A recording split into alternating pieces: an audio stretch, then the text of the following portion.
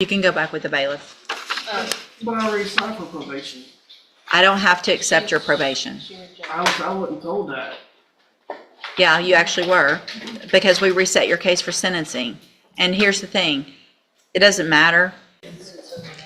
All right, are you Robert Lowe? Yes, ma'am. And so Mr. Lowe was previously in court, entered pleas of guilty to 3. Pause right here. This is where the tone of the courtroom completely shifts. What sounds like a routine plea deal suddenly becomes something much heavier. A deferred probation usually signals leniency, but in cases involving child exploitation, especially multiple counts, judges have wide discretion.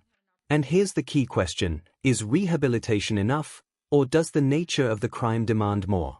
The judge is already signaling discomfort, and that's never good news for the defense. From some of these types of cases, because Mr. Lowe was actually involved in creating with his own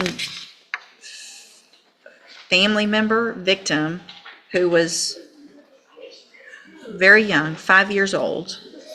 So this wasn't I downloaded something and didn't realize what I was downloading. This is very different. This is a family member that was victimized. This is the moment the plea deal effectively dies. In legal terms, this crosses from possession into direct victimization, which radically changes how courts view accountability.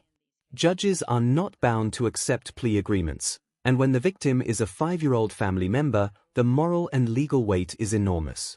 You can feel it here. The judge isn't just analyzing the law, she's weighing the impact, the trust violated, and the risk to the community. And once a judge says, "I'm not comfortable," that's the writing on the wall. To me, otherwise we'll get rejections and get his cases set for trial and let a jury decide one way or the other. Okay, I'm just not comfortable with this at all. You can go back with the bailiff. But I already signed for probation. I don't have to accept your probation. I wasn't told that. Yeah, you actually were, because we reset your case for sentencing. And here's the thing, it doesn't matter if you were or not. I'm not accepting the plea agreements, okay? There's nothing you can do at this point other than Ms. Holmes will be out there to visit with you about any other options. And if you don't like those options, or if I don't like those options, then ultimately that's what a jury is for. If everyone can't agree, and then we get a. And this is the ultimate legal reset button. When negotiations collapse, the system defaults to its foundation, a jury of peers. No deals. No guarantees. Just evidence, testimony, and consequences. For defendants, this is the highest risk path, but for the court, it's about legitimacy and public trust. The judge is making one thing clear: if no one can agree on justice here, the jury will decide what justice looks like.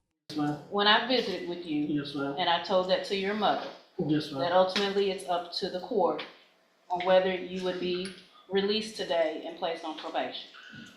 Yes, ma'am. Thank you, Ms. Holmes. You can go back with the bailiff. I can't say nothing else. It's probably not wise right now, okay? Go back with the bailiff. I'm going to delete the other dismissals that came through at this time.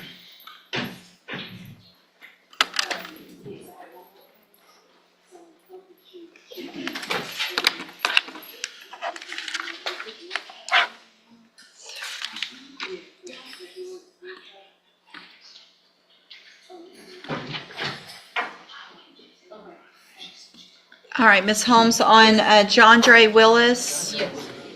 there's no paperwork on this, right? Not today. Okay. Let's get Mr. Willis. I tried, I didn't get a response. Okay.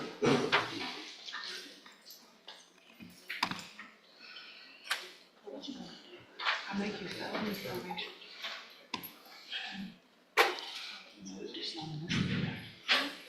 So that we can get it inside. And maybe the same conditions. Well, good morning, you're John Dre Willis. And this is 25 DCCR 1048. Mr. Willis is charged with burglary of a habitation. What is the announcement? Judge, I can, if you, okay. He was here on October 21st. The complainant in this case and signed a non-prosecution affidavit. She came to court that day, and during the pendency of the court process, she got my attention. We went to the back, and she said, I changed my mind. I don't want to do it. I want him to be held some kind of responsible. Based on that fact, I took that non-prosecution affidavit, kind of out of the equation, and the court imposed the bond conditions by agreement Yeah, that the bond would be reduced at $7,500. He was to have no contact with her, a GPS, and he had to go and live with his mom in Iberia Parish. Correct. And we have the address. He has obviously not made that bond in the interim 6 weeks or so. She has not reached back out to me, but in light of that fact, I don't feel comfortable making the offer that has been requested for a misdemeanor. I would be willing to offer a felony probation with the same conditions pending a PSI. I just think a PSI would be important. I've tried to call her this morning with no answer. I can either make that offer pending a PSI, or I could ask you for 1 week and see if I can get a hold of her. I just don't want her to feel blindsided by it because she's gone back and forth. I'm not saying that she hasn't gone back and forth, but I think there needs to be some things in place. There was also a gun involved. We were able to determine that she actually found it, and it was not as big of an issue as we had initially thought, which is why my willingness to make the felony probation offer. I just think that's in my best interest. so why don't we do this? I mean, I did reduce that bond, I found that. Let's reset it to next Tuesday.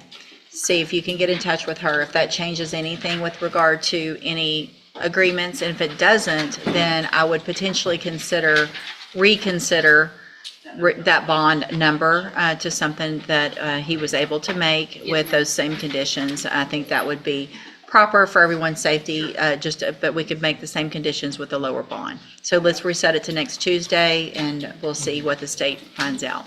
Okay? We'll see y'all next week.